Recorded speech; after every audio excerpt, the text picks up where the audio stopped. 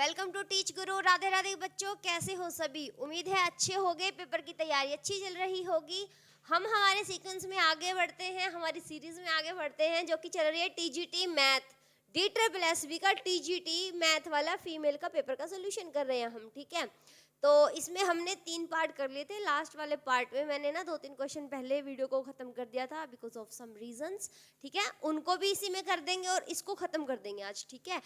क्योंकि इसके अंदर देखो, आपको पता ही है जैसे कि 90 क्वेश्चन आते हैं आपके मैथ के, 10 पैडागोजी आती है इसके अंदर, मैथ की ही पैडागोजी आती है।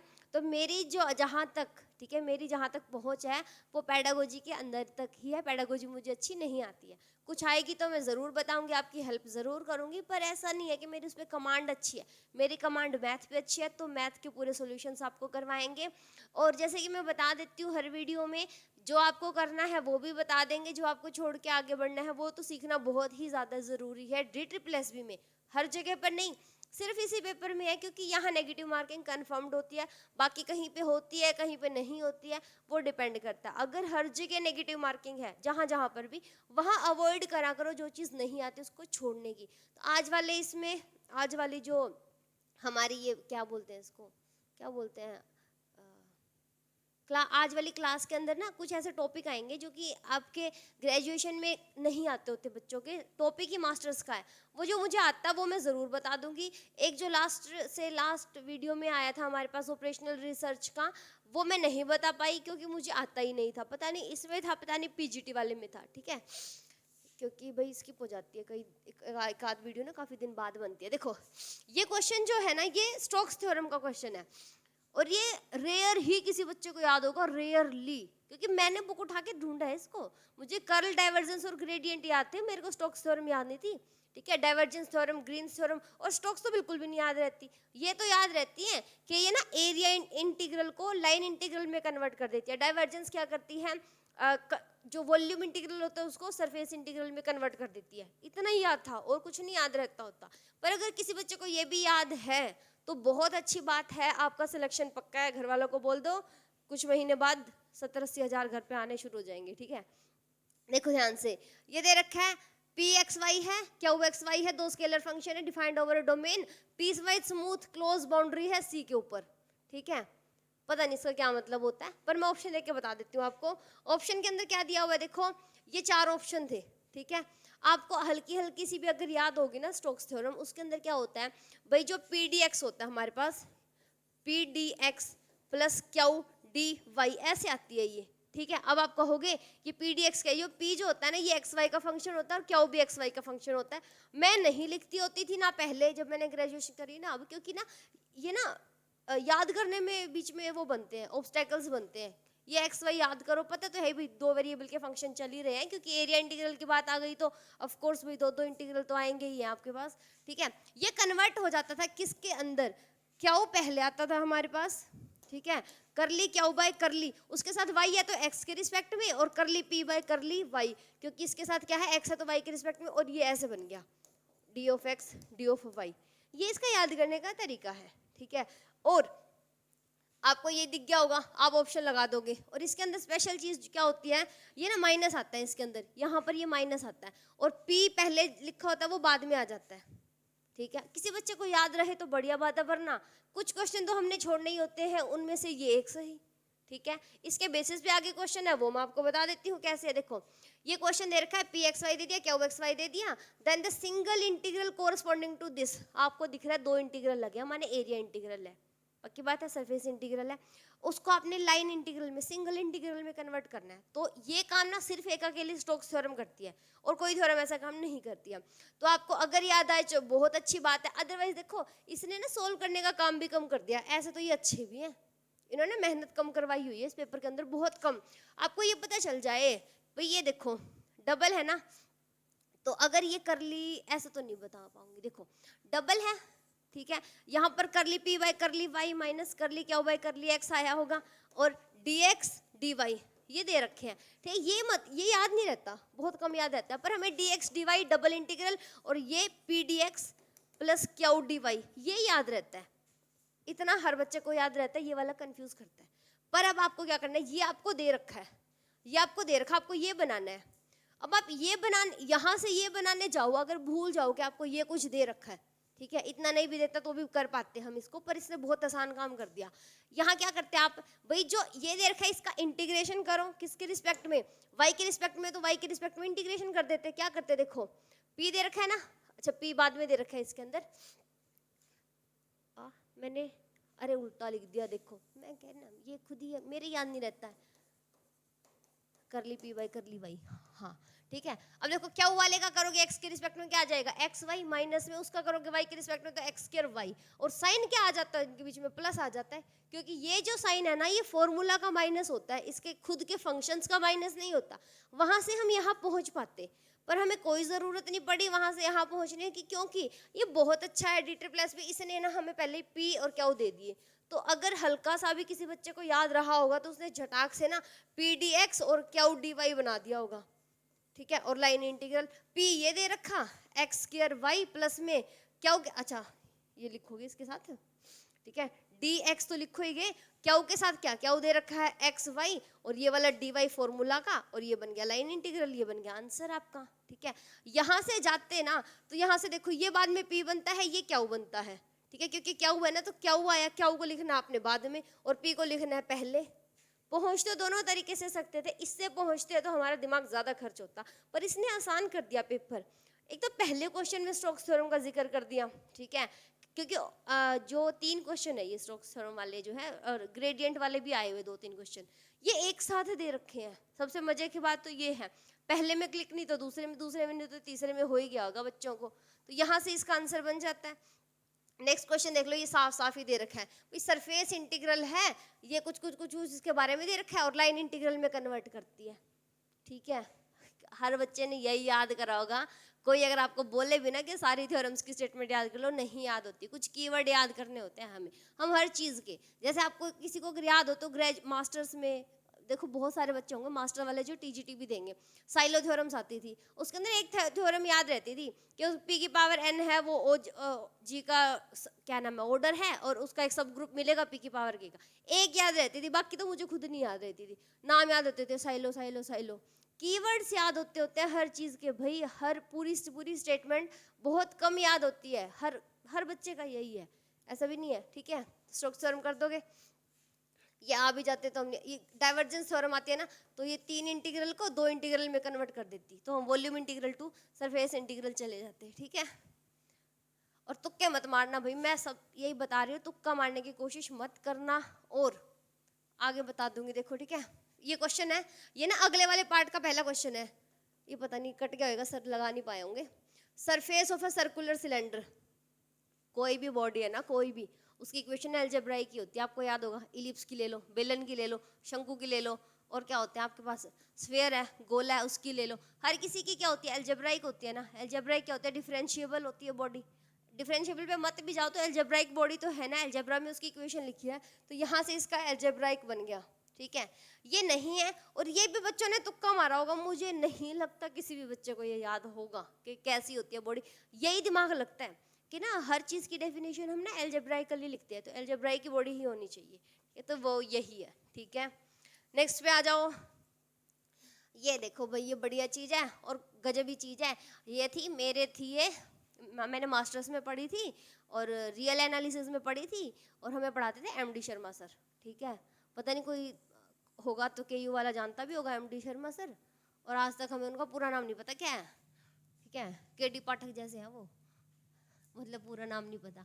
देखो ये 2 नंबर दे रखे हैं, आपसे पूछे बहुत सी सीधी सी बात, अगर कोई आपसे पूछे ये देके ये क्या होता है, और इन 2+3 ये इसके अंदर इसकी क्या नाम क्या होगा, इसका क्या कह दोगे, आयोटा कह दोगे। उसी तरह ये चीज़ है रियल एनालिसिस के अंदर, किसके अंदर जाके, मास्टर्स वाले रियल एनालिसिस के अंदर, इसके अंदर क्या होता है।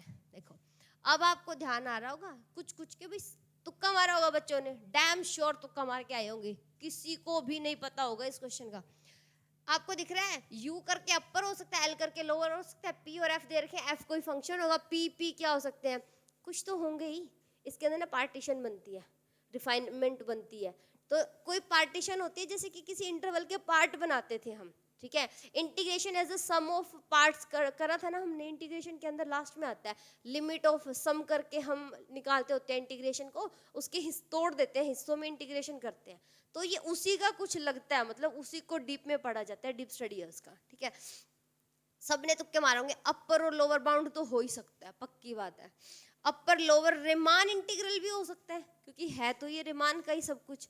उसके बाद सुप्रीमम और इन्फीमम पे भी बात आ जाती है, ठीक है भाई। Greatest lower bound, lowest upper bound, तो सुप्रीमम इन्फीमम होते हैं। तो यहाँ सबने छोड़ दिया होगा, क्योंकि greatest lower bound, least upper bound, supremum और इन्फीमम होते हैं, तो ये कट गया होगा।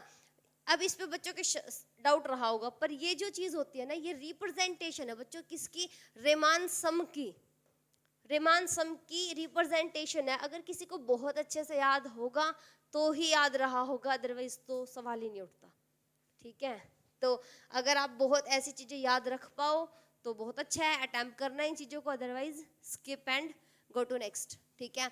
क्या होती है ये दोनों, रेमान सम बोला जाता है इनको, अपर रेमान सम, लोअर रेमान सम। और इंटीग्रेशन कब कर पाते हैं हम इनका इंटीग्रेशन तब कर पाते हैं जब U P F minus L P F जो होता है ना, वो लेस देन किसी छोटे से नंबर एप्सिलॉन से छोटा आ जाता है ना जब, तब हम इसको इंटीग्रेट कर पाते हैं। किसको, ए भगवान, ये कलर का एफ का, ठीक है। ये कंडीशन थी, ये भी रिमान इंटीग्रेशन के अंदर ही शर्त थी कि कब इंटीग्रेट कर पाओगे, ये लोअर सम माइनस अपर सम माइनस लोअर सम करोगे तो लेस देन एप्सिलॉन, किसी छोटे से क्वांटिटी से कम आना चाहिए, ठीक है।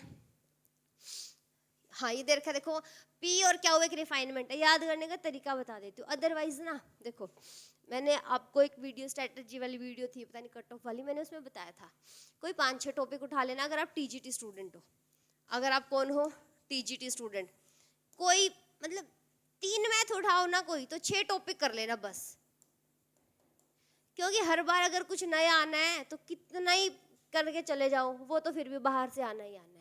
तो माइंड सेट कर लो कि कुछ तो ऐसा देखने मिलेगा हर 20 क्वेश्चन के पार्ट में, 5 से 6 क्वेश्चन जो दिमाग का दही करेंगे, और उनको छोड़ के आगे बढ़ना है, तभी सिलेक्शन ले पाओगे। मैंने हर मैथ वाले बच्चे को कहा था कि मैथ को थोड़ा सा छोड़ के और जनरल पार्ट पे फोकस करना, क्योंकि मेन रीजन वही होता है सिलेक्शन से पीछे रह जाने का। मेन पार्ट जो होता है ना, हिंदी इंग्लिश रीजनिंग, उन पे कमांड अच्छी करने की कोशिश करो, उनको मैथ से ज़्यादा टाइम दो, क्योंकि मैथ आपका वैसे भी अच्छा है। जिसका कमज़ोर है, देखो आप खुद को मुझसे या किसी से भी ज़्यादा जानते हो, तो क्या करना आपने, खुद का देख लो भाई मेरा मैथ कितना, इस पेपर को देख के खुद को जज मत करना। और ये मैं बता रही हूँ, कोई भी इस पेपर को देख के खुद को जज मत करना कि ऐसा आया था, मुझे तो कुछ भी नहीं आता है। ये खुद पेपर ऐसा था, मतलब इसमें खुद एग्जामिनर को नहीं पता वो क्या पूछ रहा है। कई सवाल ऐसे हैं जिसमें खुद नहीं पता, उसको स्टेटमेंट इनकम्प्लीट दे दिया, चिपका दिए उठा के, एक ही जगह से उठाया, एक चैप्टर खोला, ऐसे भगवान जी का नाम लेके 3 क्वेश्चन आए, चिपका दिए। फिर दूसरा मैथ उठाया, एक पेज खोला, 3 क्वेश्चन उठा के चिपका दिए, ऐसे बना रखा है पेपर। मतलब कोई क्राइटेरिया सा सेट नहीं है कि यहाँ से इतना नंबर का बनना चाहिए। जो अचीवमेंट टेस्ट बनाते हैं बीएड में, अचीवमेंट टेस्ट जैसा कुछ नहीं है इस पेपर के अंदर, बस रैंडम है ये पेपर, मूड के हिसाब से है, ठीक है। अच्छा मैं क्या बताती, हाँ, टीजीटी वाले 2-3 मैथ उठा लेना, 3 मैथ, और उसमें से 6-7 टॉपिक करने हैं। ये नहीं मैं कह रही पूरे चैप्टर करने हैं, 6-7 टॉपिक, उनमें से आ गया तो भला, नहीं आया तो 11वीं-12वीं वाले ही नंबर पेपर में दिलाएंगे हमें। 11वीं-12वीं का सिलेबस, 9th-10th का सिलेबस वही नंबर दिलाएगा, ठीक है। इस पेपर के भरोसे मत तैयारी करना अपनी, मैं बता रही हूँ। अब ये क्या चीज़ होती है और याद कैसे रखनी है, ठीक है। अगर आ ही जाए, देखो पी कोई रिफाइनमेंट है क्यू की, तो जब भी हम रिमान सम निकालते हैं हमारे पास पार्टीशन होता है एक पी, उसका पार्टीशन का मान लो कि मैंने इस इंटरवल को 1 से लेके 10 तक है, मैंने 1 से 5 और 5 से 10 करा था। अब ये मान लो मेरे पास क्या था, क्यू था, मैंने इसी पार्टीशन को ऐसे कर लिया 1 से लेके 10 तक, 2, 4, 6 और 8, ये क्या बन गई पी, इसी की रिफाइनमेंट बन गई, मतलब मैंने उसको और बारीकी से तोड़ दिया, ठीक है। ये होती है रिफाइनमेंट। अब आप इसके इंटीग्रेशन रेमान सम निकालोगे, और जो वीडियो मैं बता दूंगी उसके अंदर बता दूंगी बहुत डिटेल में। अब इसके अंदर ना याद करने का एक तरीका होता है, देखो मैंने आपको एक में और बताया था, सुप्रीमम और इन्फीमम की ये बात चलती होती है, सुप्रीमम इन्फीमम, ठीक है, ये होता है। रिफाइनमेंट पे आ जाओ, अगर क्यू की रिफाइनमेंट है ना पी, तो क्यू पहले होगा, मान लो कि क्यू का अपर पॉइंट ये था और ये क्यू का लोअर पॉइंट था, तो ये अपर सम हो जाएगा एफ का, और ये लोअर सम हो जाएगा एफ के रिस्पेक्ट में, हो जाएगा कि नहीं हो जाएगा। अब क्याऊ पी जो है वो क्याऊ की रिफाइनमेंट है, मतलब उसी को बारीक में तोड़ा है ना, चीज तो वही थी ना, उसके हिस्से ज्यादा कर दिया और तो कुछ नहीं करा ना, बारीक काट दिया उसको, तो वो कहीं इसके हल्का सा नीचे से शुरू हो जाता है और यहाँ से ऊपर रहता है। वो होता तो इसी सेट के अंदर है, बस ये मान लो ये क्लोज इंटरवल है वो ओपन हो जाता है, सिर्फ बाउंड्री के पॉइंट छोड़ देते हैं, छोड़ते तो नहीं होते भाई।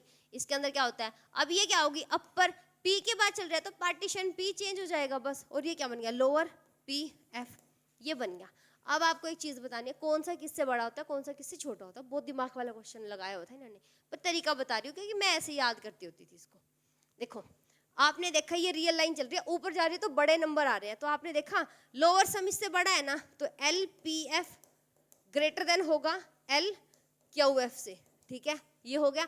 ऊपर देखोगे तो जो यू क्यू एफ है वो ग्रेटर हो जाएगा यू पी एफ से, ठीक है। तो इसको क्या बोलोगे भाई, ये लेस हो गया ना, तो इनमें से जोन सा ऑप्शन पूछा हुआ वो बता दो। लोअर पी एफ जो है वो ग्रेटर है लोअर क्यू एफ से, ये दे रखा है, या ये पूछ लेता तो वो बता देते, ठीक है।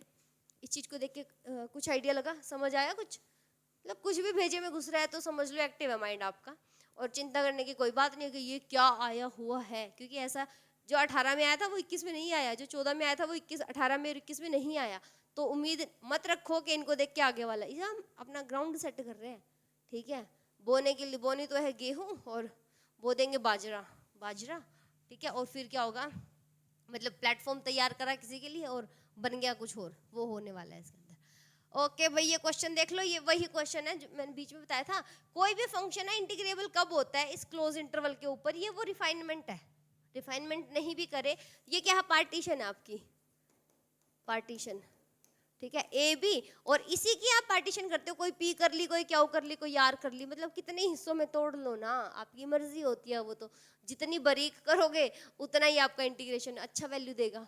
अच्छा क्या देगा, वही तो वैल्यू आनी होती है, बस ना जैसे कहते हैं ना, एक तो मोटे मोटा सा जोड़ दिया, एक बिल्कुल बारीकी से जोड़ दिया, तो वो बारीकी से जोड़ने का काम इंटीग्रेशन करता है, और बड़े बड़े वाला जोड़ तो हम वैसे भी जोड़ लेते हैं, ठीक है।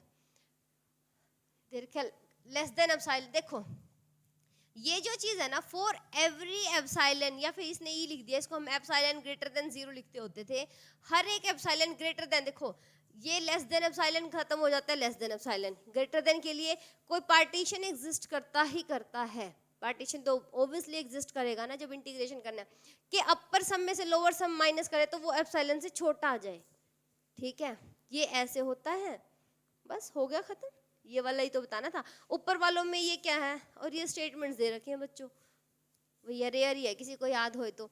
और जब भी आप continuity, uniform continuity, sequential continuity ज़्यादा मायने नहीं रखती, यूनिफॉर्म ही ज़्यादा रखती है, और आधे बच्चों को तो कंटिन्यूटी और यूनिफॉर्म कंटिन्यूटी में फ़र्क नहीं पता होता, ठीक है।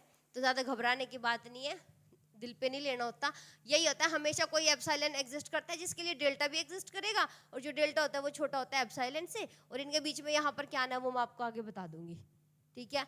ये चीज कंटिन्यूटी के लिए भी होती है, इंटीग्रेशन के लिए भी होती है, हर जगह पे यही कुछ लग रहा होता है, तो आइडिया रखा करो कि रफ सा आइडिया वो हर जगह पे लगेगा, जैसे बेसिस का आइडिया होता है लीनियर अलजेब्रा में भी लगता है, मैट्रिक्स स्पेस में भी लगता है, आगे बताती हूँ, ठीक है। नेक्स्ट देखो, एक इम्प्रॉपर इंटीग्रल है, इम्प्रॉपर जहां भी आ जाता है वहां सोच लो इनफाइनाइट जैसा कुछ है, ठीक है। तो इनफाइनाइट अगर किसी भी, देखो डेफिनेट, एक होता है इंटीग्रेशन, सिंपल इंटीग्रेशन, इनडेफिनेट बोलते हैं उसको, जब हमारे पास लिमिट नहीं दी होती, लिमिट आ जाती है और वो ए से बी हो, और ए बी कोई नंबर हो, नेचुरल नंबर, इंटीजर नंबर, ऐसे हो तो उसको बोलते हैं डेफिनेट इंटीग्रेशन। उसी लिमिट को अगर इनफाइनाइट पे भेज देंगे ना तो वो इम्प्रॉपर इंटीग्रल हो जाता है। प्रॉपर इंटीग्रल जिसका हमें क्या पता हो, लिमिट पता हो, और वो ऐसे नंबर हो जो हमारे थोड़ा परिवारजनक हो, ठीक है, इन्फिनिटी ना हो, माने जिसको हम जानते ही ना हो, ऐसा ना हो, तो ये आ जाता है, तो इन्फिनिटी हो जाएगी, या तो एक लिमिट इन्फिनिटी हो जाएगी या दोनों ही, ठीक है। Minus infinity to infinity x square d x करो, क्या आएगा, this is improper integral, clear है। कोई इंटीग्रल बताना है इसका, 1/x², लिमिट दे रखी है 1 टू इन्फिनिटी, ये दे दिया ना इम्प्रॉपर इंटीग्रल। मैं कह रहा ना, इन्हें क्या करा हुआ एग्जामिनर ने, मैथ उठाया, उसके सामने मैथ रख दिए होंगे किसी ने, मैथ पेपर बना दे भाई, उसने क्या करा, पेज खोला, ये दो दे रखे हैं, ये कंसेप्ट उठा दिया, ये एग्जाम्पल उठा दिया, पेपर में रख दिया, फिर चल हो गया इस मैथ का, दूसरा लाओ, उसके 2 क्वेश्चन उठाए, कराए, चलो आगे अगला मैथ आन दो, ऐसा करा होगा हर चैप्टर में से 2-3 कंसेप्ट एक साथ उठा रखे हैं, मैंने पेज भी पलटने की कोशिश नहीं करी होगी, वहीं की वहीं से उठा लिए, ठीक है। तो ये था मूड एग्जामिनर का। तो dx के रिस्पेक्ट में कर दो भाई, क्या बनेगा, x की -2 + 1 -2 + 1, ये कहाँ जा रही है 1 से इन्फिनिटी, तो ये बन गया -1/x 1 से इन्फिनिटी, तो माइनस यहाँ रख दो, ये कुछ नहीं है यहाँ पर, ठीक है। ये क्या बन जाएगा, माइनस अलग 1/∞ -1, तो माइनस माइनस प्लस 1 आ गया, 1/∞ 0 बन गया। इतनी आसानी से बोल देते हैं 1/∞ 0 बन गया। इन्फिनिटी के बारे में कोई पूछ ले ना, पता नहीं है हमें क्या होती है, कैसी दिखती है, ये हमने डिजाइन बनाया हुआ है अनंत ब्रह्मांड के अनंत तक, हम नहीं जानते क्या होता है, ठीक है। बोल देते हैं आसानी से 1/∞ 0 बन गया, 1/0 इन्फिनिटी बन गया। मतलब रामानुजम जी ने ना हमारी जिंदगी इतनी आसान कर दी ना, मतलब बता ही नहीं सकते हम कितनी आसान कर दी है, इन्फिनिटी बना दी, बताओ उन्होंने। उसके बाद इन्फिनिटी से बाहर निकलने के लिए लिमिट बना दी, ठीक है। लिमिट से बाहर निकलने के लिए एल हॉस्पिटल रूल बना दिया, मतलब गजब गजब के काम कर दिए यार, इतने गजब के। मतलब कोई सीक्वेंस है fn भाई, डिफाइंड है किसी सेट के ऊपर, ऑफ कोर्स किसी सेट पे डिफाइन होगी, is to be uniform bounded.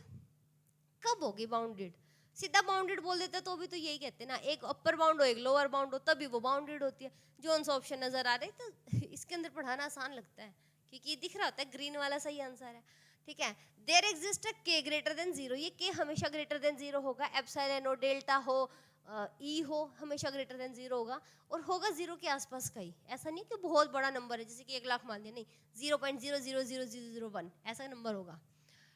तो पूरी की पूरी जो ये होगी हमारी fnx, जो हमारी सीक्वेंस है उसका मोड लेंगे तो वो लेस देन k आ जाएगा for all x belongs to s, इस सेट के अंदर से, और अच्छा इसे बाउंडेड लिखा है, लेस देन k आ जाएगा, ठीक है। ग्रेटर देन k हो जाएगा तो क्या हो जाएगी, लोअर बाउंड बन जाएगा, इसने अपर बाउंड, ठीक है, इसने अपर बाउंड लोअर बाउंड नहीं पूछा हमसे, ठीक है। वो किसी k से छोटी हो जाएगी तो बाउंडेड है, ठीक है। सीक्वेंस एक ही जगह से बाउंडेड हो, क्योंकि एक जगह से तो वो शुरू ही हो रखी होती है, और जो दोनों जगह से खुली होती है उसके फिर दोनों बाउंड आते हैं। जैसे कि देखो, अगर आपके पास मैं ऐसा दे दूं 1/x सीक्वेंस है, आपको पता है नहीं शुरू तो 1 से हो ही रही है, उसके बाद ये छोटे छोटे नंबर से जा रही है और फिर ये इन्फिनिटी तक कोई बहुत बड़ा नंबर आएगा तो ये 0 तक जा रही है, तो इसके तो अपर बाउंड लोअर बाउंड दोनों आ गए हैं। कई सीरीज होती है जो 1 से शुरू हो जाती हैं और इन्फिनिटी तक जा रही होती है, कई होती है -∞ से आ रही होती है 0 पे आके खत्म हो जाती है। तो कुछ सीरीज के अपर बाउंड होते हैं, कुछ के लोअर बाउंड होते हैं, कुछ के दोनों बाउंड्स होते हैं, तो इसने बाउंडेड पूछा था, और तो फिर इसी को क्यों मान लिया, हमारा k लेस देन 0 हो नहीं सकता, k लेस देन 0 तो खत्म हो गया, k ग्रेटर देन 0, k ये भी ग्रेटर देन k हो फॉर ऑल, ये भी हो सकता था भाई, क्यों नहीं हो सकता था, ये लोअर बाउंड हो जाता। चलो जो इसने सही मान लिया उसको हम मान लेते हैं भाई, ठीक है, बाउंड है ही है। बताओ, इसकी मर्जी चलती होती है। fn और gn कन्वर्ज करते हैं यूनिफॉर्मली fx पे और gx पे, तो क्या होगा भाई, fn जो है fn जा रहा है कहीं पे f पे x पे, ठीक है, और gn जा रहा है gx पे, ठीक है। तो इनका प्लस इनके प्लस पे जाएगा, इनका जो माइनस है वो इनके माइनस पे जाएगा, इनकी गुणा इनकी गुणा पे जाएगी, और इनकी भाग पे जाएगी, यही तो कंपोजिशन होती है, ठीक है। भाग वाले की कंडीशन क्या होती है कि नीचे वाला 0 नहीं होना चाहिए, सिंपल। और ये तो ऐसे ऐसे क्वेश्चन ना कई बार आए हुए, पता नहीं इसी वीडियो इसी वाले पेपर में थे कि दूसरे वाले में थे, ठीक है।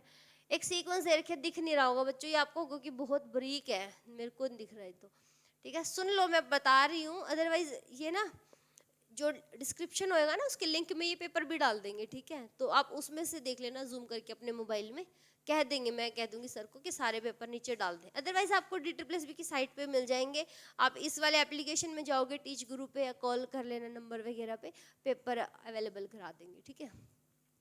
एक सीक्वेंस है कंटिन्यूअस फंक्शन, कंटिन्यूअस फंक्शंस की एक सीक्वेंस है, कन्वर्ज कर रही है, कन्वर्ज कर रही है भाई, सबसे बड़ी बात, एक फंक्शन fx पे कोई fn है, अब ये नहीं दिखेगा, इसके लिए मेरे को येलो कलर लेना पड़ेगा, वाइट लेना पड़ेगा, कोई fn है फंक्शंस की, और ये सारे फंक्शन है कंटिन्यूअस है, ये कंटिन्यूअस फंक्शंस की सीक्वेंस है, ठीक है, और ये जा रही है fx के ऊपर on a compact set, compact क्या होता है, क्लोज एंड बाउंडेड, ठीक है। उसके बाद हमें पता चला कि fn जो है वो ग्रेटर देन fn+1 है, ठीक है, मतलब कि नेक्स्ट जो टर्म आ रही है वो पहले वाली से छोटी आ रही है, तभी तो कन्वर्ज कर रही है, बड़ी आ जाती तो डाइवर्जेंस में ना चली जाती है।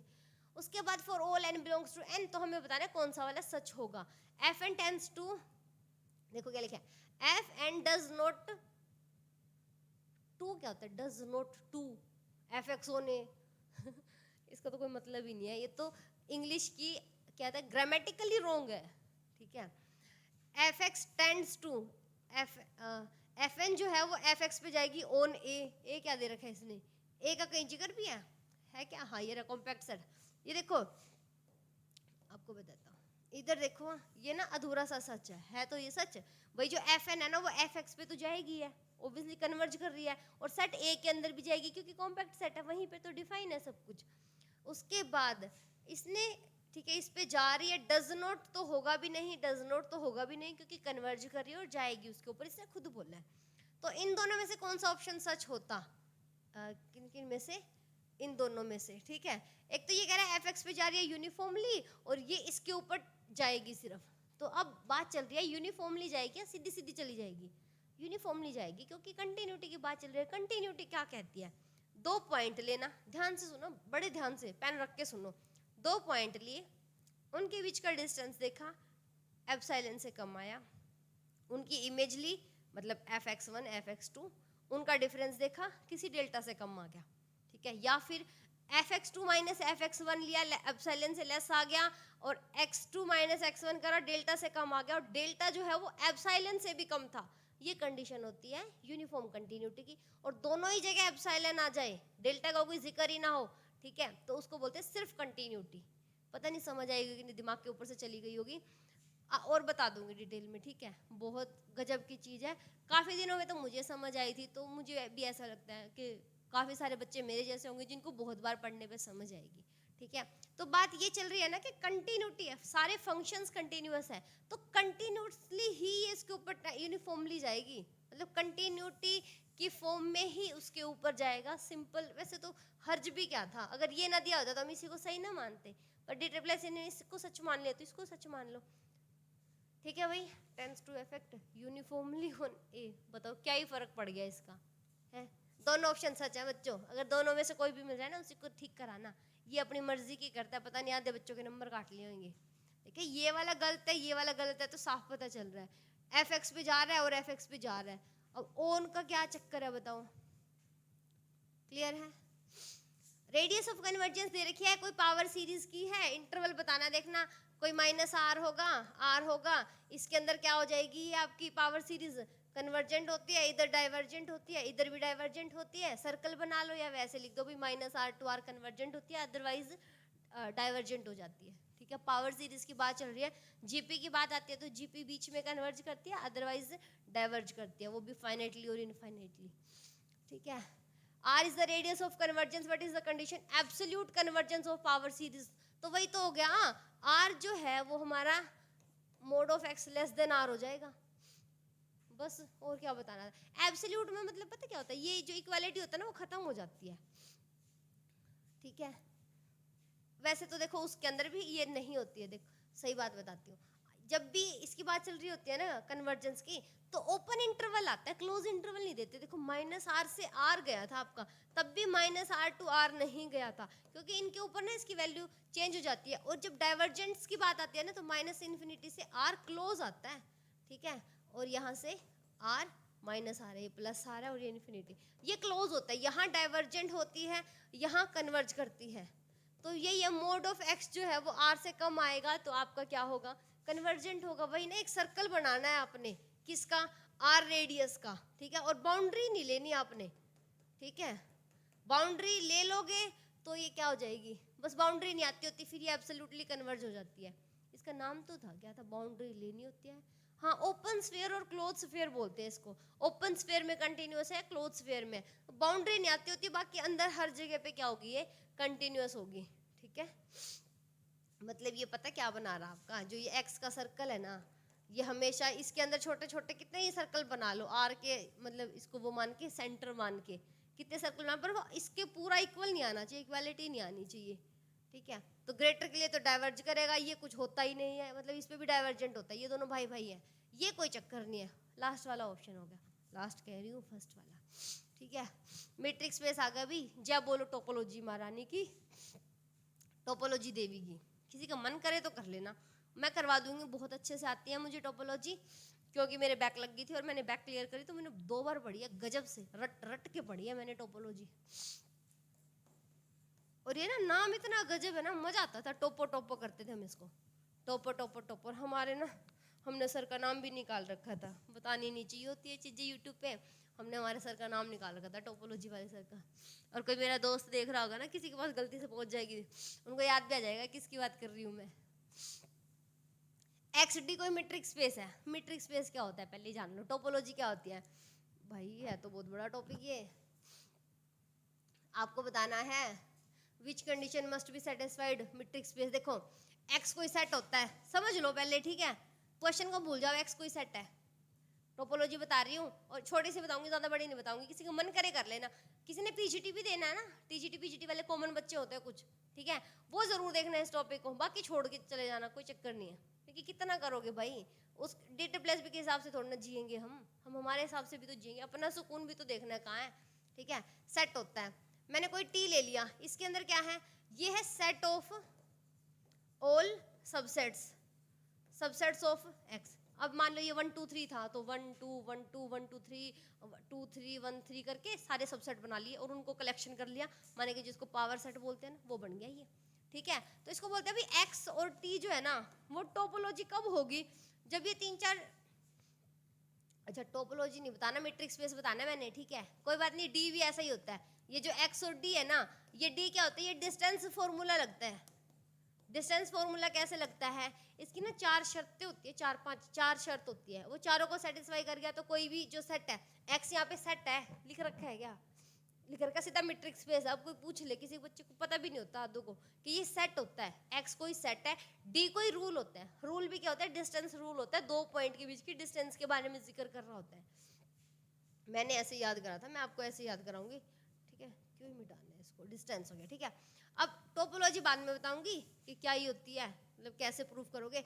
डिस्टेंस क्या होती है, इसके 3 4 रूल होते हैं, चारों रूल दे रखे हैं इसने, और इनमें से गड़बड़ कर रखी है कुछ। देखो सबसे पहला रूल होता है डी ऑफ एक्स वाई जो है ना, वो हमेशा ग्रेटर देन 0 आएगा, भाई 2 पॉइंटों के बीच की डिस्टेंस हमेशा ग्रेटर देन 0 आएगी। या फिर अगर ये इक्वल आ गई, दूसरा रूल, भाई डी एक्स वाई अगर इक्वल टू 0 आ गया, इसका मतलब है एक्स इक्वल टू वाई होगा, ठीक है। आपको पता चल गया होगा, देखो ये है, अगर ये साइन ऐसे लगा देता ना तो ये सच होता, पर ये इसने नहीं लगाया तो ये गलत हो गया, साइन उल्टा करके इसने कहा एक्स और वाई अगर 0 दे रखा है तो एक्स इक्वल टू 0 होगा, नहीं एक्स इक्वल टू वाई होगा। अगर ये वाई होता तो ये सच हो जाता, ठीक है, वो गलत कर दिया। छोटे छोटे ऑप्शन देख लो, भाई बच्चों जैसे ऑप्शन बना रखे कि छोटी सी गलती कर देता हूँ, वाई की जगह पे 0 कर दिया एग्जामिनर ने, वो ऑप्शन कट गया। चारों के चारों इसी की प्रॉपर्टी है। तीसरी प्रॉपर्टी क्या कहती है, d of x y equal to d of y x होएगा, मतलब एक्स वाई से डिस्टेंस माप लो, वाई एक्स से माप लो, सेम आनी है, ठीक है। फोर्थ कंडीशन क्या थी, जो ये ना वो जैसे रूल उसमें नहीं आते थे फंक्शन में, रिलेशन प्रूव करो, सिमेट्रिक ट्रांजिटिव और इक्विवेलेंस बनाने के लिए रिफ्लेक्सिव सिमेट्रिक ट्रांजिटिव। तो देखो ये हो गया, ठीक है, कौन सा हो गया, एक्स का एक्स से रिश्ता, मतलब यहाँ से बनता होता है वो, भाई डी का एक्स के साथ एक्स, रेड कलर तो दिख ही नहीं रहा होगा और मैं रेड से लिख के जा रही हूँ, सॉरी हाँ बच्चों, ठीक है। डी एक्स एक्स करोगे 0 आएगा, क्योंकि एक्स का एक्स है तो एक्स इक्वल टू एक्स होएगा ना, ये होता है रिफ्लेक्सिव, ये होता है सिमेट्रिक। और ट्रांजिटिव क्या कहते हैं, भाई डी ऑफ एक्स वाई करोगे प्लस में डी ऑफ वाई जेड करोगे तो ये हमेशा बड़ा आएगा डी ऑफ एक्स जेड से, ठीक है, ग्रेटर देन आता है ये, ठीक है। तो इसने क्या करा, देखो यहाँ पर अगर साइन क्या हो जाता, ये बड़ा होता तो ये भी सच होता, एक्स से जेड पे जा रहा है, जेड से वाई पे जा रहा है तो एक्स से वाई पे जाएगा, ठीक है। एक ले दे के ये सही लिख दिया और यही हमारा बना दिया आंसर। ये ना चारों प्रॉपर्टी मैट्रिक्स स्पेस की होती है, किसी भी स्पेस को, किसी सेट को डी रूल के साथ अगर आपने प्रूफ करना है, मैट्रिक्स स्पेस है तो ये चारों शर्तें प्रूफ करनी होती थी, ठीक है। और examiner is so much smart, ठीक है, अगर आपको चारों नहीं आते ना तो आप इसका जवाब नहीं दे पाओगे, क्योंकि फिर एक कंडीशन बताने का तो कोई मतलब नहीं है ना, बताओ तो चारों बताओ, अदरवाइज कुछ भी मत बताओ। मैं बता रही हूँ वही बच्चा करना है जिसको पीजीटी भी अटेम्प्ट करना है, बाकी टीजीटी वाले छोड़ के भाग जाओ क्या, थोड़ी देर चले जाओ जहाँ तक मैट्रिक स्पेस चल रहा है, मत करना, छोड़ देना इसको, ठीक है।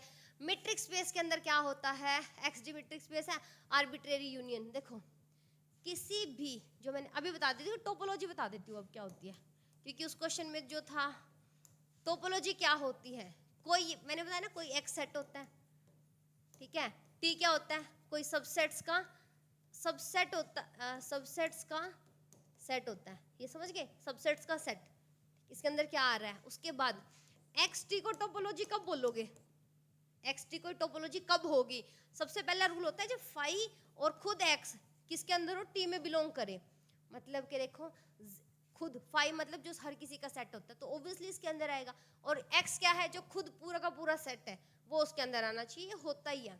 दूसरा रूल क्या कहता है, ये होता है आर्बिट्रेरी यूनियन।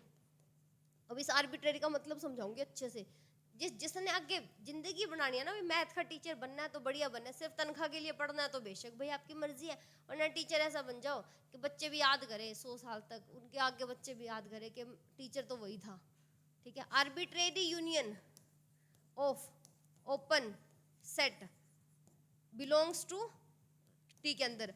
आर्बिट्रेरी का क्या मतलब है, एक बार यही समझ लो। आर्बिट्रेरी कहता है, यहाँ पर लिख दो अगर मैं फाइनाइट और इनफाइनाइट, अब आप होगे फाइनाइट और इनफाइनाइट भी नहीं पल्ले पड़े क्या होते हैं। देखो आपने जो टी बनाया है उसके अंदर काफ़ी सारे एलिमेंट होंगे, लाइक 1, ठीक है, 2, 3 और 1 2, ये ना सेट 7 ऐसे बना रखे, ठीक है, 2 3, ठीक है, मान लो मैं ये 1 2 और 3 वाले का बना रही हूँ टोपोलॉजी, 1 3, ठीक है, 2 3 हो चुका, 1 2 3 और एक 5, ठीक है, ये बना रही हूँ। अगर मैं कहूँ इसके अंदर तो फाइनाइट ही सेट आए ना, पता तो चल रहा है कितने आ रहे हैं, फाइनाइट है, मैं 2 की यूनियन लूं, 3 की यूनियन लूं, 4 की लूं, 5 की लूं, फाइनाइट मतलब मैं 6 सेट की यूनियन लेती हूँ, और हमने देखा कि वो सेट के अंदर बिलोंग करेगी। जैसे कि अगर मैं कहूँ भाई मैंने इन दोनों की यूनियन ले ली तो 1 2 3 आ जाएगी, 1 2 3 इसी में बिलोंग करती है, इसका मतलब ये टोपोलॉजी को सेटिस्फाई कर रही है। इनफाइनाइट का मतलब क्या होता है, आप कितनी भी ले लो ना, कोई सेट तो ऐसा होगा जिसके अंदर बहुत सारे एलिमेंट है, सारों की ले लो यूनियन, ओपन, इसके अंदर होते ओपन ही सेट है, ठीक है, इसके अंदर क्लोज का कोई चक्कर नहीं होता, वो भी मैं बता दूंगी अगर आता है तो कहीं पे, ये क्लोज आता ही नहीं है, कॉम्पैक्ट नहीं आता। कनेक्टेड का तो जिक्र ही कुछ और है, कनेक्टेड का मतलब भी बताऊंगी क्या होता है, ये इसलिए बताना चाहती हूँ क्योंकि कभी मैं भी उलझा करती थी इन चीज़ों में, ठीक है, कभी मैं उलझती थी तो मुझे लगता है बताना ज़रूरी है। फाइनाइट और इनफाइनाइट समझ आया। हम अक्सर हम ना 2 सेट का यूनियन लेते हैं, 3 का ले लो, 4 का ले लो, यूनियन ही तो लेना है ना, सबको जोड़ के ही तो लिखना है ना, जो कॉमन हो एक बार लिख दो, बाकी सबको एक एक जो आ रहा है लिख दो, उन सबको यूनियन लेना है अपने। तो आर्बिट्रेरी का मतलब है फाइनाइट और इनफाइनाइट दोनों मिला सकते हो। एक तीसरी शर्त होती है इसकी, तीसरी शर्त क्या होती है, इंटरसेक्शन ऑफ, यहाँ यूनियन हो रहा था देखो, intersection of any two sets belongs to T, कोई 2 का इंटरसेक्शन लो, जैसे कि मैंने मान लो इन्हीं दोनों का ले लिया तो 1 3 आया, तो 1 3 सेट में है ना, अगर मैं इन दोनों का लेता हूं तो 2 है ना इसका इंटरसेक्शन, तो 2 सेट में है ना टी में, तो ये क्या होती है, इंटरसेक्शन किन्हीं 2 की लेके चेक कर लो भाई है कि नहीं है। अगर है कोई ऐसा जिनकी इंटरसेक्शन लेने पर टी में बिलोंग नहीं कर रहा तो उसको टोपोलॉजी नहीं बोलेंगे, कि वो टोपोलॉजी बन ही नहीं रहा है। ये 3 शर्तें होती थी। इस आर्बिट्रेरी का मतलब समझ आना बहुत जरूरी है भाई, बहुत ही खतरनाक जरूरी है अच्छा टीचर बनने के लिए, बाकी काम तो चल भी जाएगा ऐसे भी, सॉरी डकार भी आ रही है मुझे। अच्छा ये समझ आया, arbitrary union of open set open in x होनी चाहिए, ऑफ कोर्स नॉट भाई, जब ओपन इंटरवल की यूनियन लोगे तो क्लोज सेट कैसे आ जाएगा, ओपन ही आएगा ना, तो वो इसके अंदर होनी चाहिए, अधूरी सी स्टेटमेंट है। क्लोज सेट का इसके अंदर कोई जिक्र नहीं होता, पूरी टोपोलॉजी में कहीं कोई जिक्र नहीं होता। और कंपैक्ट सेट क्या होता है, क्लोज एंड बाउंडेड होता है, कनेक्टेड होता है, जैसे मैं भी इसी जमीन पे खड़ी हूँ, आप भी इसी जमीन पे खड़े हो, तो हम कनेक्टेड है। आपका भी ऐसा, आपके यहाँ भी ठंड पड़ रही है, मेरे यहाँ भी ठंड पड़ रही है, हम कनेक्टेड है, किससे, अपनी फिजिकल अपीयरेंस से, फिजिकल बैकग्राउंड से, जो सेम चीज होती है ना वो कनेक्टेड होती है। क्लियर है, okay. Condition must satisfy topological space, कोई स्पेस टोपोलॉजिकल स्पेस कब बोलोगे, जो एक्स डी होता है ना, एक्स कोई सेट है, डी कोई रूल है, उसको क्या बोल देते हैं फिर, एक्स या टी बोल देते हैं, वो क्या होता है आपका टोपोलॉजिकल स्पेस बोल दिया जाता है, टोपोलॉजी होती है। आपको बताना है कि वो कब टोपोलॉजिकल होगी, देखो union of open set belongs to topological space, सच ही तो है, union of open set belong करती है टोपोलॉजिकल स्पेस से, पर अधूरा सच है।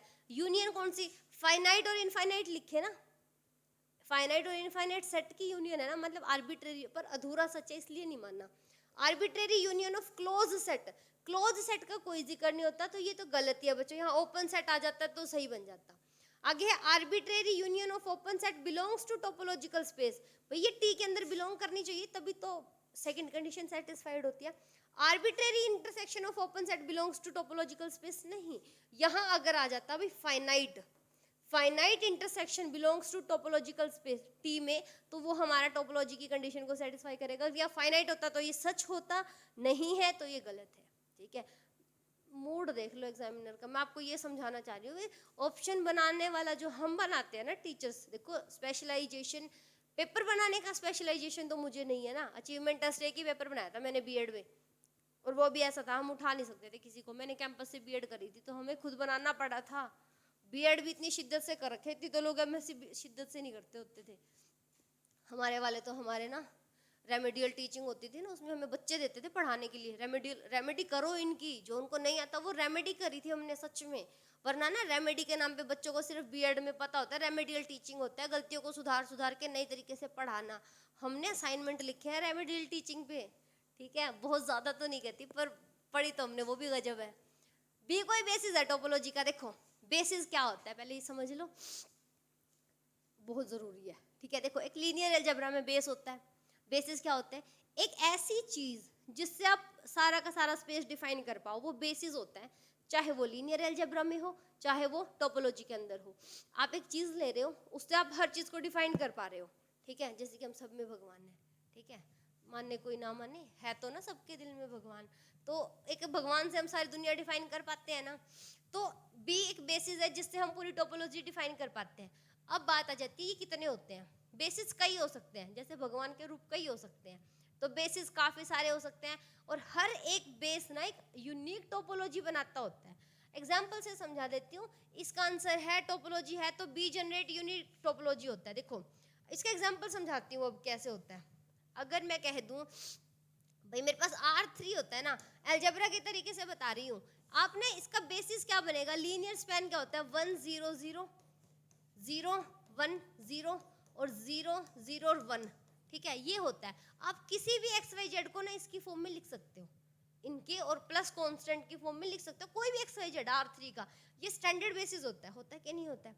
उसी तरह अगर मैं कहूँ भाई मेरे पास एक और है R3 के लिए बेसिस, वो क्या है, मान लो कि 1 0 0 और 0 1 1, क्या इससे नहीं बता पाएंगे, बता तो पाएंगे, पर इससे आप किस टाइप के एलिमेंट बता पाओगे, इससे मैं बता पाऊंगी, देखो ये x हो जाएगा y y, इससे मैं वो टाइप के एलिमेंट बता पाऊंगी जो दोनों सेम हो लास्ट वाले, पर आते तो R3 का सबसेट हो गया ना, ये हो गया कि नहीं हो गया। मतलब बेसिस ये भी है, बेसिस ये भी है किसका, R3 का, पर हर R3 का बेसिस एक यूनिक वो बनाता है, आपका सेट बनाता है। ये अलजेब्रा से निकल के अब मैं टोपोलॉजी में बता देती हूँ आपको, हर एक बेसिस, ठीक है, एक ऐसा सेट होता है जिसको आप पूरी दुनिया को उसकी फॉर्म में लिख पाते हो, उसको बेसिस बोलते हैं। और बेसिस एक नहीं कितने भी हो सकते हैं, कितने भी, अब ये और भी बना सकते हैं। यहाँ पे देखो अगर 2 3 2 0 0 हो जाता, ठीक है, 0 3 4 हो जाता, इनसे क्या बना नहीं पाएंगे, R3 बना पाएंगे ना, बस कोफिशिएंट अलग हो जाएंगे, कोफिशिएंट आपके R में बिलोंग करने चाहिए होते हैं, पता नहीं आधे बच्चों के दिमाग के ऊपर से जा रहा होगा। ठीक है, इसका ऑप्शन है यूनिक, हर एक बेसिस यूनिक टोपोलॉजी बनाता है।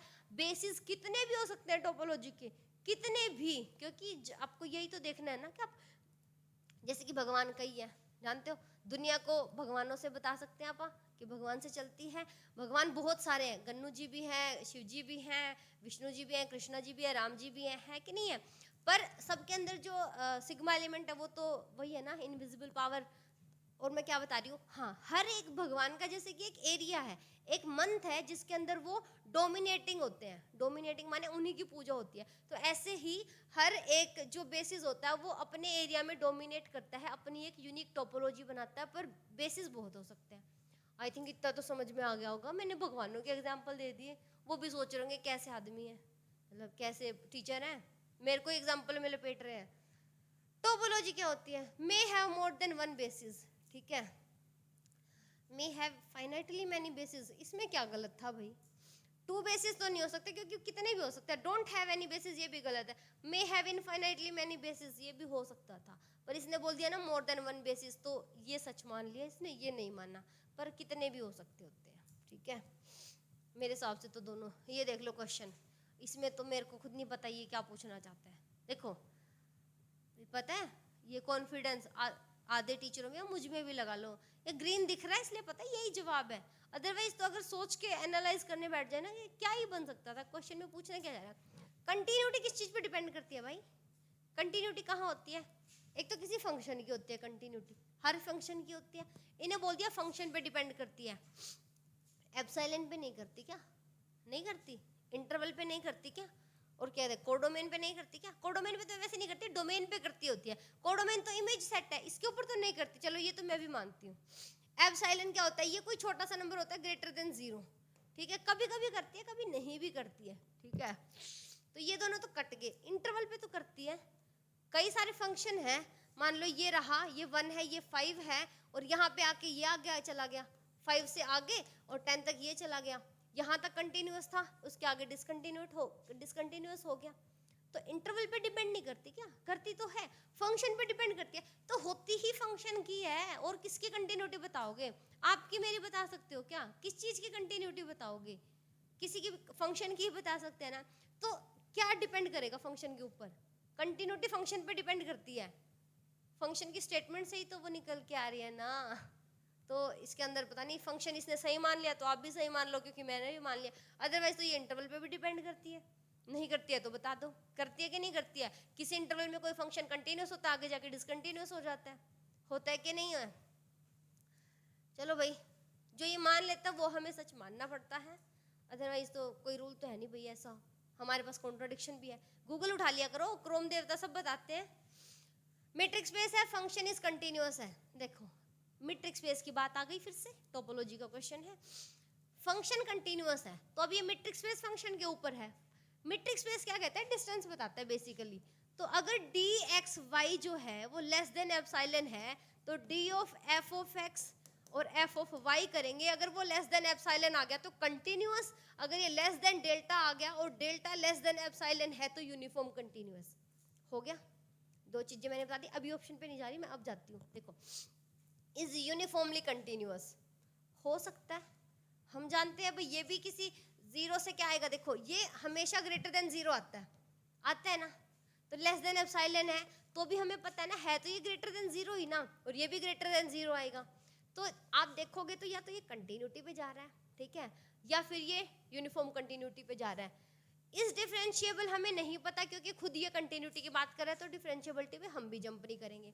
उसके बाद ऑन टू है, ऑन टू हमें नहीं पता क्योंकि कोई जिक्र ही नहीं हो रहा, कंटिन्यूटी का ऑन टू से क्या लेना देना। उसके बाद ये सीक्वेंशियली कंटिन्यूअस है, ये इसने माना है। कोई पूछे जब फंक्शन नहीं बताया कि क्या वो सीक्वेंस का फंक्शन है, सीक्वेंस है उस फंक्शन के अंदर, अगर मैं बोल देती भाई फंक्शन जो है वो एक्स एन सीक्वेंस है या 1/x का सीक्वेंस है, फंक्शन ऐसा डिफाइन हो गया मेरा भाई, उसके अंदर सीक्वेंस आ रही है, तो वो सीक्वेंशियली कंटिन्यूअस होता। इसने बोला कहीं पे सीक्वेंस है? नहीं, सीक्वेंशियली कंटिन्यूअस कैसे होगा फिर? वो सीधा सा आओ ना, यूनिफॉर्म कंटिन्यूटी पे आओ या कंटिन्यूटी पे आओ। कंटिन्यूटी पे चल रहा है, यो भी मैं बता, यूनिफॉर्म कंटिन्यूटी का जिक्र यहाँ भी नहीं हो रहा। हमें पता है भी दोनों ग्रेटर देन 0 आएंगे, इससे ज़्यादा हमें कुछ नहीं पता।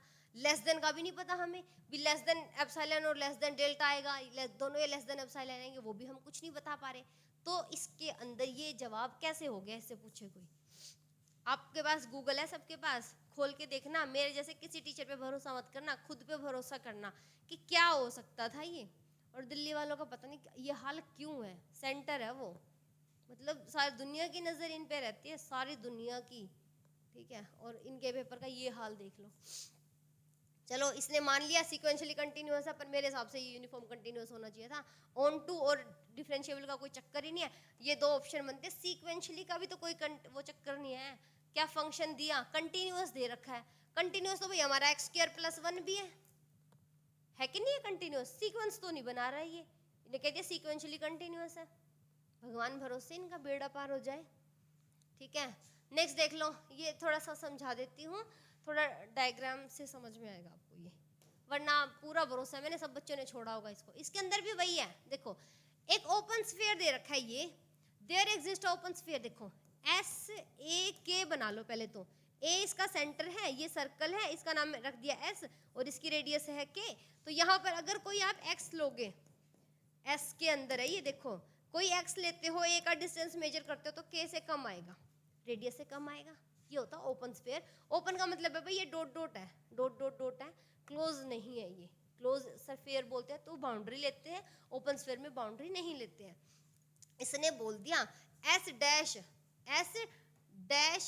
एफ ए के लिए ये एग्जिस्ट करता है सच दैट, अगर मैं इसके ऊपर फंक्शन अप्लाई करूं, देखो इसके ऊपर मैं फंक्शन अप्लाई करूंगी तो क्या हो जाएगा, ये एस डैश बोल दिया इसने, सॉरी एफ एस ए के, तो क्या ही होगा आपके पास, ये तो ए है तो ये एफ ए बन गया, ये के तो डिस्टेंस सेम रहेगी ना, रेडियस कोई पॉइंट लोगे तो वो एफ एक्स टाइप का आएगा, तो यहाँ से क्या बनेगा भाई F x minus F A करोगे, मोड लेना है, क्योंकि क्यों लेना है मोड, ये है एफ एस वाला, इसके ऊपर फंक्शन अप्लाई करा है, लेस देन के आएगा, ठीक है। मोड का मतलब होता है भी ये रेडियस एफ ए सेंटर है, सेंटर से इसकी दूरी मापोगे तो रेडियस से कम आएगी, कभी पॉजिटिव आ गई कभी नेगेटिव आ गई, पर आए नेगेटिव क्या, ठीक इतनी आएगी। उसके बाद इसने बोल दिया भाई ये जो चीज़ है ना वो सबसेट है, सबसेट का मतलब क्या है, ये चीज़ आगे वाले के अंदर बैठी है, अंदर क्या कह रहे हैं, देखो ये है एस डैश एफ ऑफ ए और ये दे रखा है, इन्होंने आगे ना तो इसके अंदर रेडियस, इसके अंदर तो रेडियस आ गई है, उसके अंदर रेडियस का जिक्र ही नहीं करा,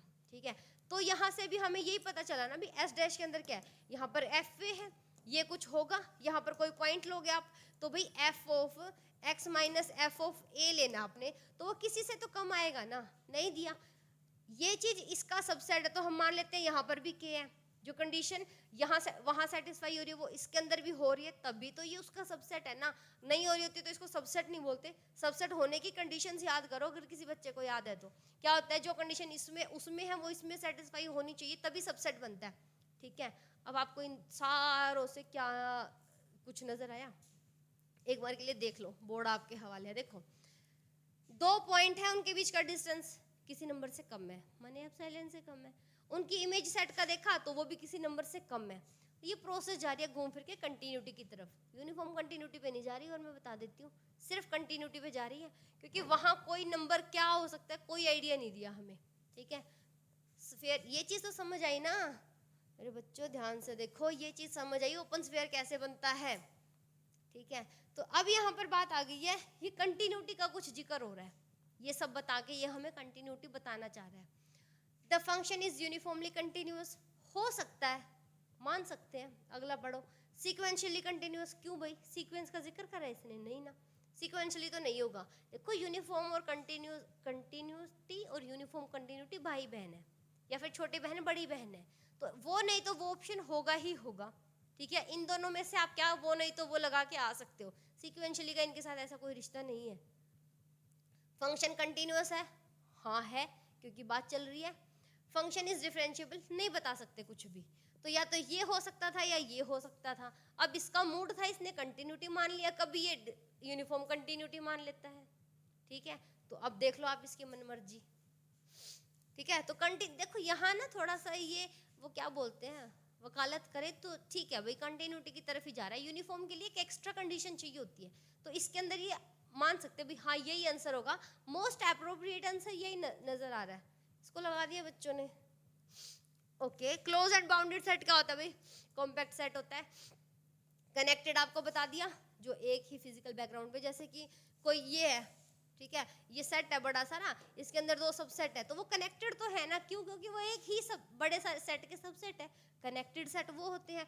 टोटली बाउंडेड आपको पता है, path connected I don't know, ठीक है, मेरे को कनेक्टेड का पता है, पाथ कनेक्टेड जैसी कोई चीज़ डिस्क्राइब्ड नहीं है मेरे ख्याल से, तो हाँ सेट कनेक्टेड होते हैं। और ये ना रियल लाइन वाला है क्वेश्चन, ओके, ये रहा, union of two disjoint open interval है, दो डिसजॉइंट ओपन इंटरवल, तो बात चल रही है एक लाइन की, रियल लाइन की बात चल रही है, और ना real line is a space which is path connected. अब यहाँ पे आके बच्चों को लगा होगा पाथ की बात चल रही है, तो पाथ आ जाएगा आंसर, ठीक है।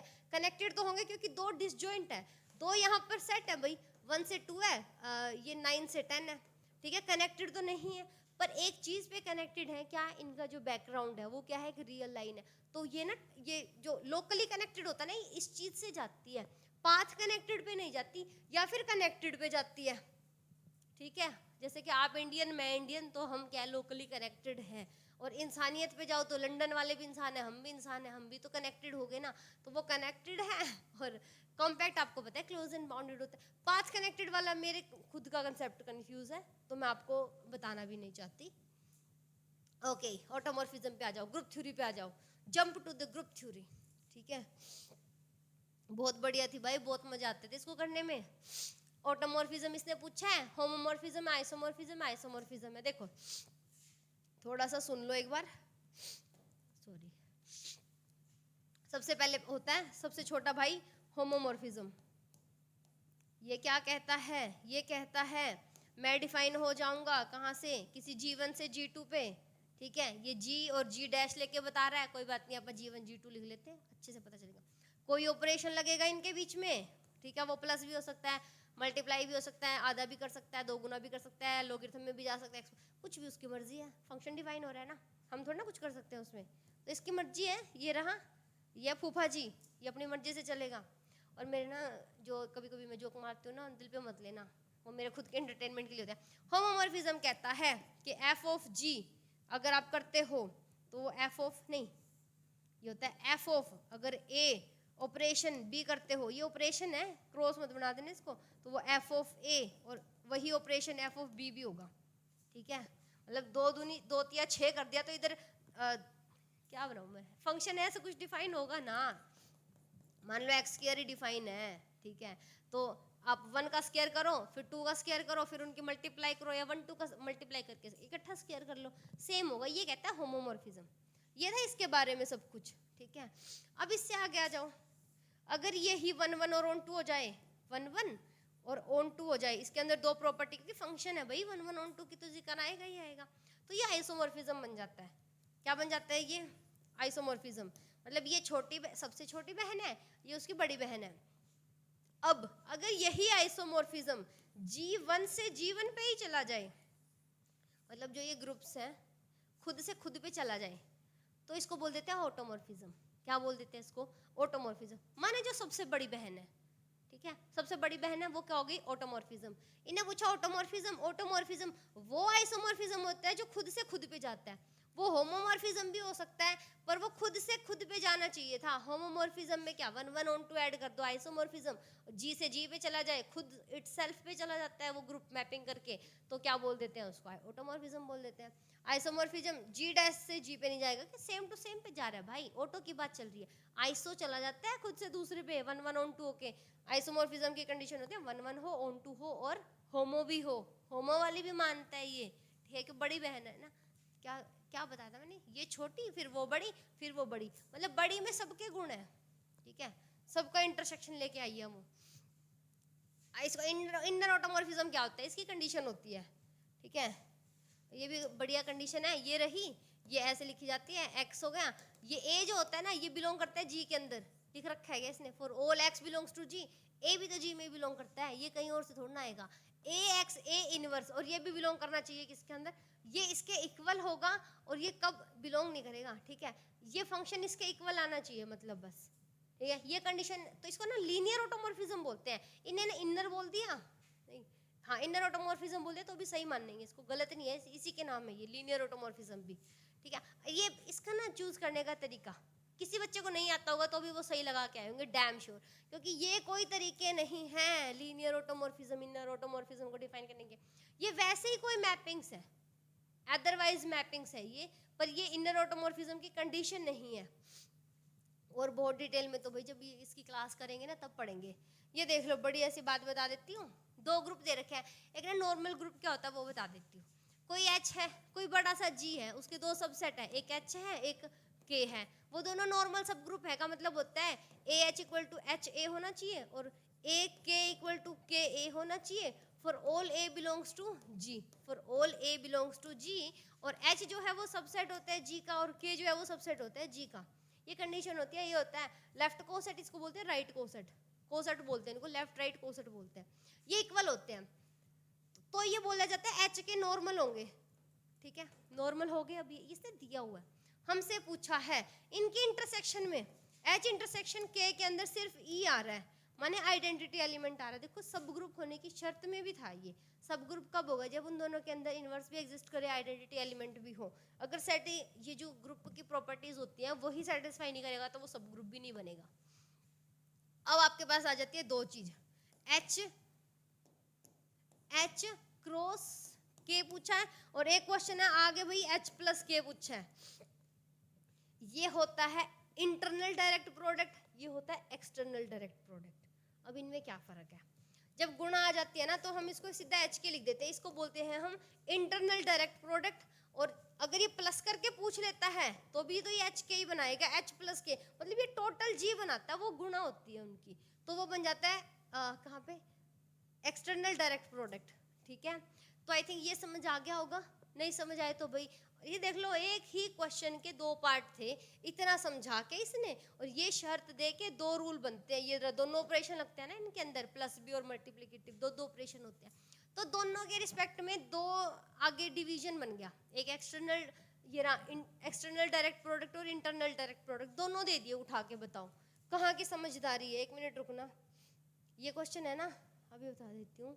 ये रहा, ये क्वेश्चन देखोगे ना, एच प्लस के पूछ लिया आपसे, क्या पूछ लिया? एच प्लस के, ये क्या होगा? तो ये एक्सटर्नल डायरेक्ट प्रोडक्ट हो जाएगा। उसके अंदर इंटरनल पूछा था, बताओ। बिल्कुल भी दिमाग खर्च नहीं करा हुआ, बस बच्चों का दिमाग खराब करा हुआ इस पेपर ने।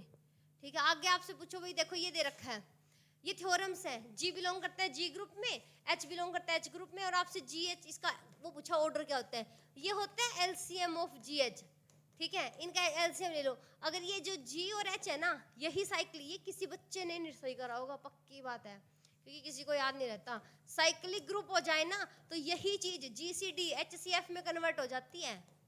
ठीक है, और मैं भी पढ़ के आई हूँ, कई सोचते हो मैडम को याद है, मुझे भी याद नहीं, मेरे को ऑटोमॉर्फिज्म और वो याद थे, और नॉर्मल सब ग्रुप भी याद आता है, अबिलियन बुलियन कैलन ग्रुप वो सब याद होता है, पर ये नहीं याद होता, ये मेरे नहीं याद था भाई, मैं पढ़ के आई हूँ। ठीक है, तो जो कराया होगा बच्चा बढ़िया, क्योंकि थोड़ा बहुत याद रह जाता है, एलसीएम था, और उसी के अंदर साइक्लिक सब ग्रुप, साइक्लिक ग्रुप होते ये जीसीडी में कन्वर्ट हो जाता है, इतना बारीकी से कोई नहीं याद करके गया होगा। ठीक है तो वो हमारे ये समझ आ गया ना। कैलन का ऑर्डर कितना होता है? 4 होता है। कैसे होता है? ई ए बी सी ऐसे बनाते नहीं थे, स्टार ऑपरेशन, इधर है ई, फिर ए, फिर बी, फिर सी, फिर यहाँ पे बी, यहाँ पे ई आएगा, ई फिर ए बी सी। ठीक है, ऐसे चल रहा होता था। इसके अंदर ए स्क्वायर बी स्क्वायर सी स्क्वायर क्या होता था? ई होता था। ए बी करो तो सी आ जाता था, बी सी करो तो ए आ जाता था, ए सी करो तो बी आ जाता था। ये तो कैलन 4 ऑर्डर ग्रुप, इसका ऑर्डर कितना होता है? 4 ही तो होता है। तुक्का मार के आए होंगे सारे बच्चे, सही निकला होगा, पक्की बात है। दिख तो रहा है कैलन 4 ऑर्डर ग्रुप का ऑर्डर कितना? 4 ही तो होगा। ठीक है, 3 एलिमेंट होते हैं, एक आइडेंटिटी होती है। एच कोई सब ग्रुप है जी, इसका ए एच पूछ रखा है, is a subgroup of जी। ठीक है, सब मैं सबसेट की जैसे लिखा करती थी इसको, अभी भी वही चल रहा है, देखो सबसेट जैसे लिख दिया। कब होगा? जब ए बिलोंग टू एच। गलत है ये बात, और मैं रिटर्न प्रूफ है, बुक उठा के देख लो, गूगल उठा के देख लो। ये जो एच होता है ना, एच ये बिलोंग करता है जी के अंदर, और एच इसका सबसेट होता है, तो ए बिलोंग करता है जी के अंदर। साफ साफ गलत दे रखा है, और ये सही है, और किसी बच्चे ने ऑब्जेक्शन तक नहीं लगाया हो इसके ऊपर, और फोकट का नंबर मिलता है या फिर कट जाता सबका भाई। ठीक है, आप गूगल देवता उठाओ और देखो। ठीक है, किसी में तो मैं बोल भी दूं एक आध क्वेश्चन में भी, चलो मेरा ही कंसेप्ट क्लियर नहीं है तो बच्चों को मैं क्या क्लियर करूं, ये तो मेरे को रटा पड़ा है। ये गलत है, देख लो।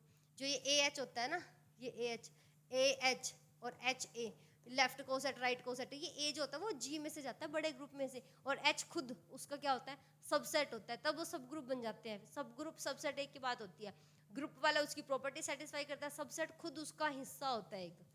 ठीक है, गलत है ये देख लो, जी में से बिलोंग करना चाहिए था इसको, और इस पे ऑब्जेक्शन भी नहीं है। एस कोई फाइनाइट सेट है, एन सिंबल का, what is the order of permutation? Group n factorial. ठीक है, परमुटेशन एन फैक्टोरियल ही होता है ना, बस कर देना इसको, हो जाएगा। ये इग्नोर करा हुआ है, ये साइलो थ्योरम जैसा है नहीं है वो, मेरे को भी ना देखते साइलो थ्योरम लगी थी, क्योंकि साइलो थ्योरम दे रखी है, और सबके लिए इग्नोर करा था। ये थ्योरम पता है क्या? अगर जी कोई ग्रुप है, ठीक है, और गिवन ये होता है पी एन जो है ना, वो क्या है? ऑर्डर ऑफ जी है। इसने बोल दिया कि एन बिलोंग करता है नेचुरल नंबर में, पी कोई प्राइम है, और आगे लिख रखा है सुन लो, किसी का मन करे याद कर लेना। पीजीटी वाला बच्चा हो तो सीरियस ले लेना, टीजीटी वाला छोड़ सकता है, ठीक है। तो पी एन जो है ना वो ऑर्डर ऑफ जी को डिवाइड करता है।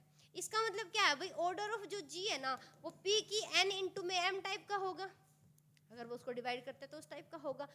हम ना इसके बाद ये इसका ऑर्डर होता था तो यहाँ के बाद बोलते थे भाई पी के, और के जाता है 1 2 लेके एन तक, ठीक है।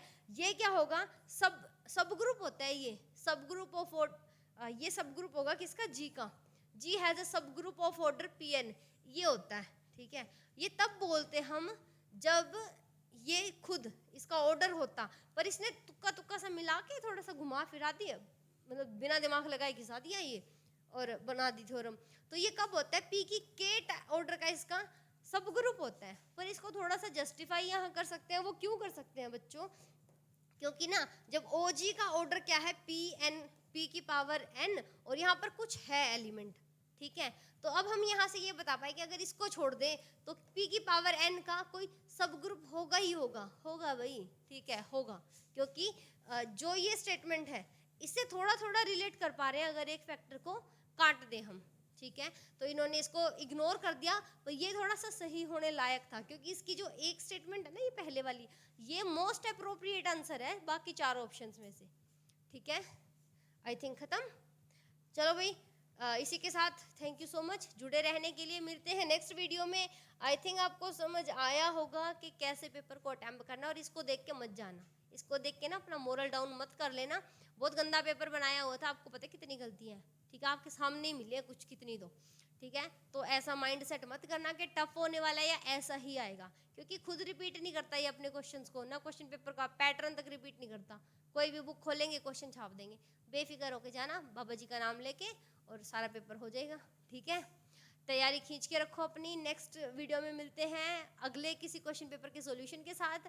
टीजीटी पीजीटी अगर दोनों वाले आप स्टूडेंट हो, दोनों एस्पिरेंट हो, तो पीजीटी का भी सॉल्यूशन है इस चैनल पे, टीजीटी का भी है। और आप देखोगे ना तो मतलब आपको कुछ अच्छा ही मिलेगा। आपने बहुत टीचरों से पढ़ा होगा, एक बार इन पे भी पढ़ के देखना, इन पे माने मुझसे, इस चैनल पे आपको कुछ बेटर ही इन्फॉर्मेशन मिलेगी, सबसे थोड़ी सी अपग्रेड ही मिलेगी, ठीक है। इतना तो नहीं कहते बहुत अच्छे हैं, पर कुछ ज़्यादा ही जानकारी आपको देंगे, ठीक है। मिलते हैं नेक्स्ट किसी वीडियो में। Thank you so much, Radhe Radhe, bye bye.